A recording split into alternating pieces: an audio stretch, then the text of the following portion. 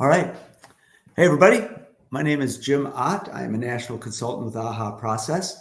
I'm also, should say that my background is as a school psychologist. I've been working with children and families for really 40 years now. It's hard to even say that word and understand how significant that is. But yeah, about 40 years I've been working with families and children, primarily at school, but I also have been involved in a community initiative here in my hometown of Dubuque, Iowa, that has addressed poverty and family systems through the lens of Bridges Out of Poverty, getting ahead in a just getting by world. And so the thing that I want to spend a little time talking about today is the intersection of mental health and poverty. We certainly live at a time when mental health has really become a prominent topic of conversation. And much of that is for the good. It's allowed us to talk about things that I guess I would say in my youth, in my upbringing, and even in my young and middle adulthood, were the kinds of things that were maybe kept secret. It was kept as something that, if a person had a mental health problem, that was something that wasn't really discussed or talked about in a way that could yield to real positive outcomes for people. And now we have just so much emphasis that people are much more aware. And the good news to that for me is that people can recognize this in the early stages so that it doesn't become a problem that takes more time to get out of. Well, in my work with families in schools, as well as through Getting Ahead and the community initiative we had, we certainly encountered a lot of mental health challenges for people, both for people in poverty, but also even among those who were contributing to our program through volunteers. I saw it with teachers that I worked with who are under a lot of stress. Mental health is just a common kind of a thing. And what I would like to talk about then, to start with, is this idea of mental health. And one of the things I think is really important is to distinguish between mental health and mental unhealth. So usually when people hear the word, and I do this with audiences, I'll say, when you hear the words mental health, what comes to mind? And people, some people will give all the right answers, but often the kinds of answers are depression, ADHD, anxiety disorders, bipolar, and then they might talk about doctors and therapy and medication. So when you hear mental health, we sort of default to what is really mental unhealth and mental illness. But when I talk about physical health, if I say, well, what comes to mind when you think of physical health, and the topics almost always center around diet, I need to eat better, and exercise, I need to move more. So when we talk about physical health, we tend to focus on, how do I improve my physical health? And one of the things that we can do in our work with all families, regardless of what you're doing, but for me, thinking about this through a Getting Ahead lens, is to help people understand across all divisions. This isn't a poverty problem. This is just a stress and instability problem. To understand that mental health is really much more, or should be more, about how can I become stronger? How can I become more resilient? How can I regulate my emotions in a more stable way over time, as opposed to the typical or the kind of cultural conversation about mental health, which will often default to the individual as, what is wrong with me? Which is not always a helpful way to look at things, because especially in this time that we live in, if people are experiencing anxiety, if they're experiencing stress, if they're experiencing profound sadness that even lends itself to depression, well, I would argue there's nothing wrong with you that isn't wrong with a lot of us right now. And having that frame can allow us to address mental health issues through a lens of, how do I get healthier, which is what we think of with physical health, not what's wrong with me and how do I get a diagnosis that can explain what is going on within me.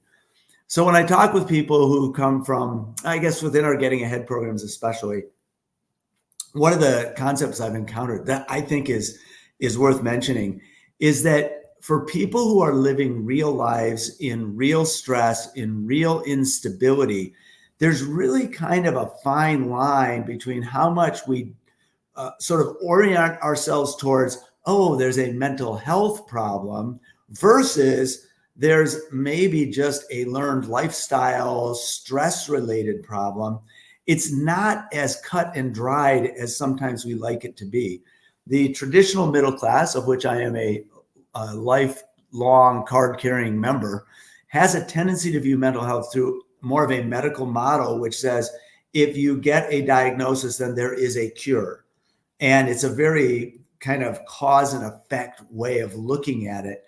But often the things that look like mental health diagnoses are really a product of a stress-produced, long-term chronic stress lifestyle. And those are things that can be addressed in ways to bring people into stronger mental health without having to think immediately, oh, if you have a diagnosis and if you take these pills, everything will be fine. Now, this is a short little video, so I don't want to get into somebody, don't email me and say, but medication really helped me. I know medication can be very helpful, but it isn't the solution to any mental health issue all by itself. There's always more that has to be done. So one of the things that we discovered in our Getting Ahead work, and this involves the Getting Ahead theory of change, which if you're interested in that, please look into this a little bit more. But the Getting Ahead theory of change, contrary to many approaches to working with people in poverty, a lot of times the approach to working with people with poverty is, if we give you the stuff you need, you'll be fine. Okay, these are just simple relief programs like, here's a check, here's some food, here's some clothes. Well, we can pretty well say that hasn't been effective. We've been doing that for a long time, and it can help people in certain situations. But that approach that if you get stuff, then you won't be in poverty, clearly hasn't been quite the right thing. That theory of change isn't working. Similar to that is like, if you don't do the things that we tell you to do, then we'll take away some of that stuff. That's not working in a lot of programs. The Getting Ahead theory of change says that people are problem solvers, and that if you give them the right information in a way that they can objectively look at it outside of, we drew a mental model of poverty, outside the circle of chaos in which they may be living, if you give people an opportunity to step back and objectively look at something and give them the resources, connect them with resources and knowledge, people know what to do in terms of what's best for themselves. And we've discovered that when we're working with people in mental health, with mental health issues, if we can spend more time getting into what is actually happening neurologically in your brain, we have so much good information about what's happening with people's brains, and in a physical description of fight and flight and emotional reactions and why it is we deal with stress the way we do, and strategies for regulating that. We have so much good information.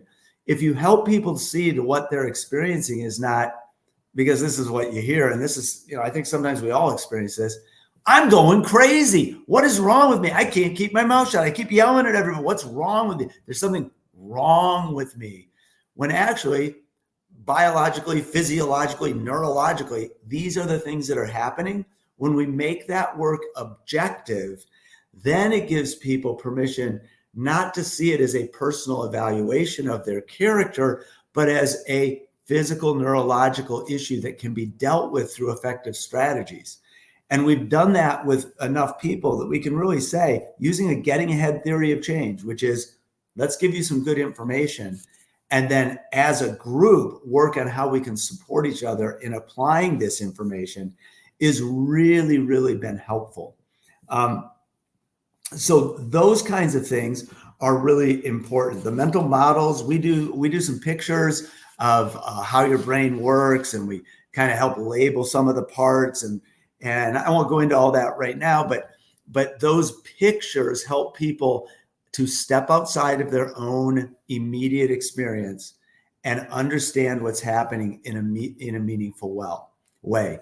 So among the things we talk about is the fight or flight mechanism, which is largely non-conscious. In other words, we have a fight or flight reaction before we're telling ourselves a story about it. One of the things we talk about in all the emotional poverty books that are part of AHA process is the idea that our brains are motivated by two main things: safety and belonging. Now, safety is easy. We just want to stay alive. As I heard one guy say, our brains are pretty much designed to keep us alive until dinner so that we don't become dinner. And so we just have a brain that instantly reacts to perceived threat, but it doesn't do it at a level where we're conscious of it. And so our non-conscious brain has that fight or flight reaction.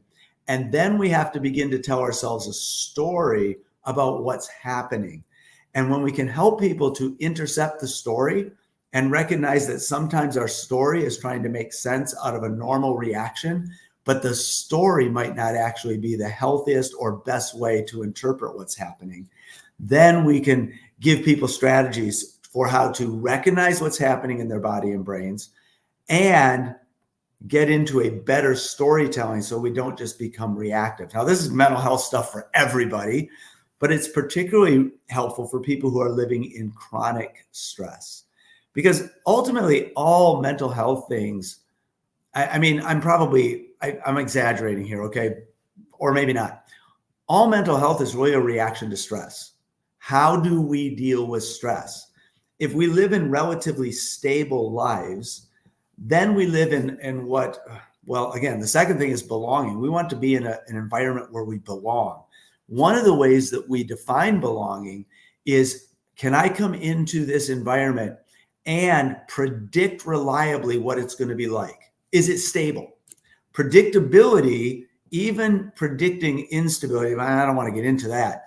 We want to be in a place where we can reliably predict what things are going to be like, because then our brain doesn't have to work so hard. And so belonging is when you walk into a place and you're not on edge in a sense of what's going on here, how do I have to react, what am I going to do?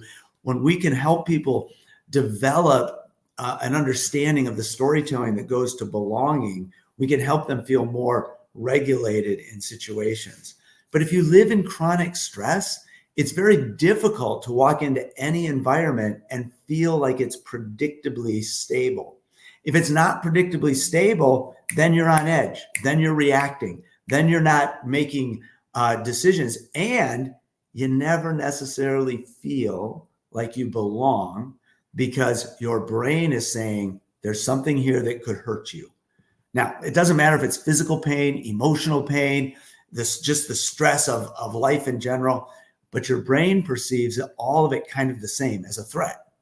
And if you don't have any places where you can go or times where you can just rest and reliably predict what's going to happen, then you lose that sense of belonging, which leads to a second thing that we talk about quite a bit. Stress isolates people. Like when we get stressed out, and we all know this intuitively, again, most of this stuff is just good mental health information. It's not really just for people who are coming from generational poverty or generational instability, however you want to phrase it. It's really good for everybody. But we all sort of know by experience that when we're stressed, part of what we want is just to be left alone. Okay? If you're a parent, you understand this. If you have more than one kid, in fact, even if you have one kid and you're stressed and they're stressing you, you just want some distance between you and the source of that stress. And stress will almost always lead us to a period of isolation. But the problem with isolation is that isolation is mentally unhealthy. It's not good for us to be alone.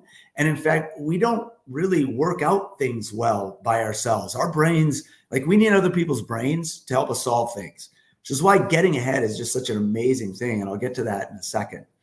We need other people, but stress causes us to isolate. Isolation is mentally unhealthy. Acting in ways that are mentally unhealthy ultimately lead to what become diagnosable mental illnesses, mental health issues, which further isolate us, which is even more mentally unhealthy, which makes us isolate do you see where this is going? It becomes a cycle of isolation. And one of the things that happens within that cycle is people begin to live with, I guess I would say, an identity that's based on their shame. I'm not successful. I won't be successful. I can't trust anybody. There isn't anybody who truly cares for me. A lot of really mixed up stories come when we get isolated. When you live in chronic stress and you're consistently feeling the need to isolate yourself from healthy connections, doesn't mean you're not in relationships. We talk about generational poverty being dependent on relationships, but are they relationships of intimate support where you can process your stress? Not always. And one of the things I've found in the Getting Ahead groups I've done is the relief that comes when people who have shared experiences are able to share those experiences out loud with each other and come to the realization, I'm not alone. I'm not the only one. You can almost see people just go, oh, I'm not the only one. And it's one of the things that people who've done Getting Ahead will tell you this. There comes a moment within the first couple, 3-4 weeks where the group all of a sudden is not a group of individuals, but a group that is joined together by their common shared experiences. It's a fascinating thing. So one of the things I'll say to people who are doing work in poverty out of this in the mental health realm is as people who come from generational stability or generational middle class, we will often perceive the hidden rules of people in poverty as being wrong or dysfunctional, or there's something wrong with who they are. And one of the things that has a little bit started to happen is to label those as mental illnesses. And I think we need to be careful that a difference in hidden rules is not necessarily a mental health issue. It may simply be a different set of survival skills based on what a person needed to survive their environment when they were growing up.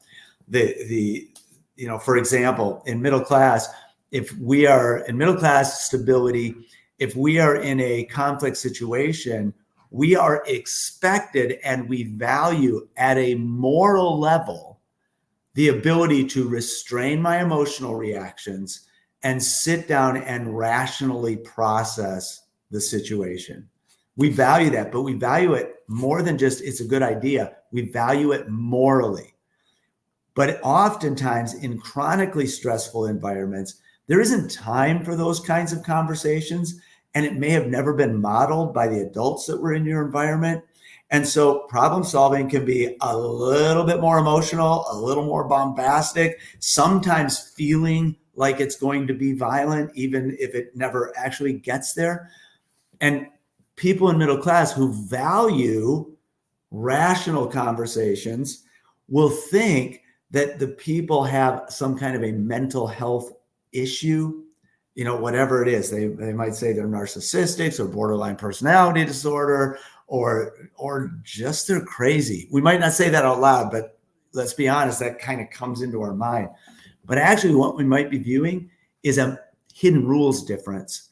And we believe, and I 100% support, that hidden rules is a concept that can be learned and practiced. But we have to expose people to that concept and give them environments to practice it, because we have to rewire our brain. As I like to say to teenagers that I work with, it took you 16 years to get this messed up. You're not just going to change it in 6 months.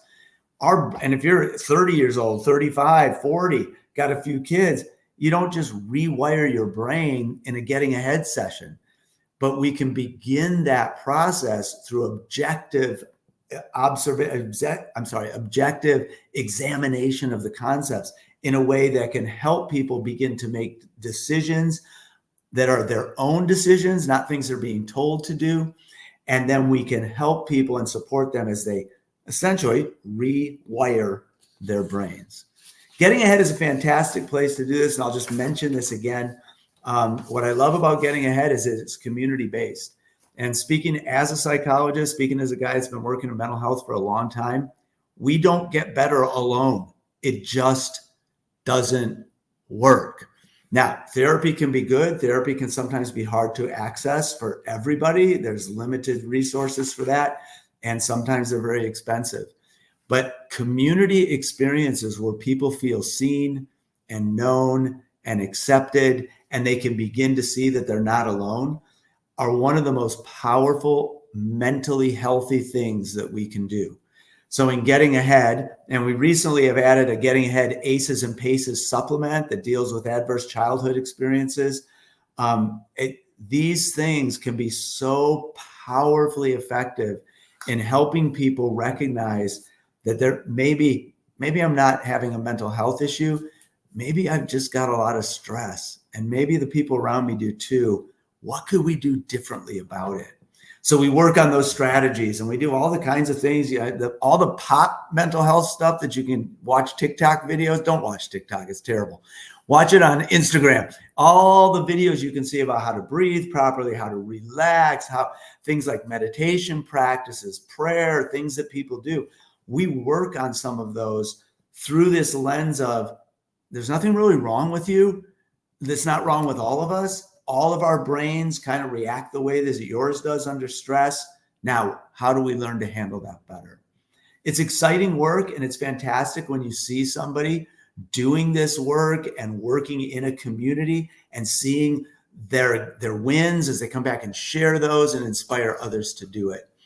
I'd love to talk with anybody about this. Obviously, I'm kind of passionate about it. If I can be of any service to you or to anybody else that you know, please get in touch with me through AHA Process. And you can call them and they will put you in touch with me. And I'd love to have that conversation with you at some point. Thanks for listening today.